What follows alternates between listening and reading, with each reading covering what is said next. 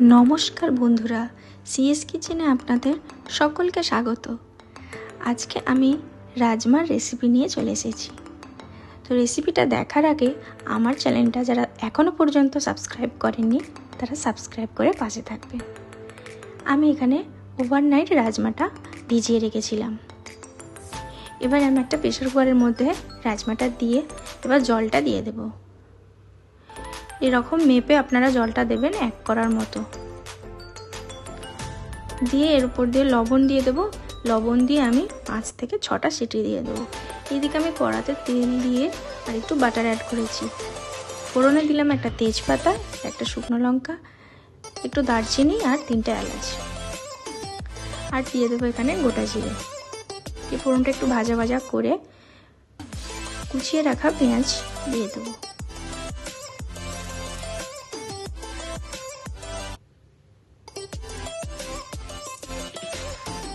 পেঁয়াজটা লাল লাল করে ভেজে আমি এর উপর দিয়ে দেবো আদা রসুনের বাটাটা দিয়ে এবারে কিছু গুঁড়ো মশলা দিয়ে দেবো। দিয়ে দিলাম হলুদ গুঁড়ো, লঙ্কার গুঁড়ো আর দিয়ে দেবো ধনে গুঁড়ো।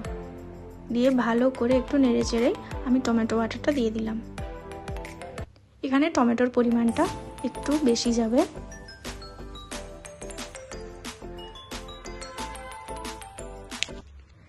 তো দেখুন তেল ছেড়ে গেছে। এবার আমি সেদ্ধ করে রাখা রাজমাটা দিয়ে দিলাম।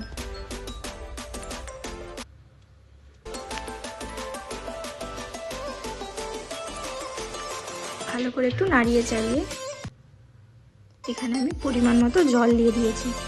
দিয়ে কিছু সাহায্যে এরকম করে কিছু কিছু রাজমা ভেঙে দিতে হবে, দিলে একটু গাঢ় হয়ে যায়।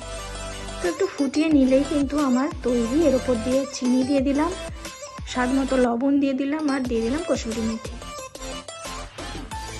দিয়ে একটু নাড়াচাড়া করিয়ে আমাদের রাজমা একদম তৈরি। তো ভিডিওটা কেমন লাগলো অবশ্যই আমাকে একটা কমেন্ট করে জানাবে। ভালো লাগলে একটা লাইক করবে আর সাবস্ক্রাইব করে পাশে থাকবেন।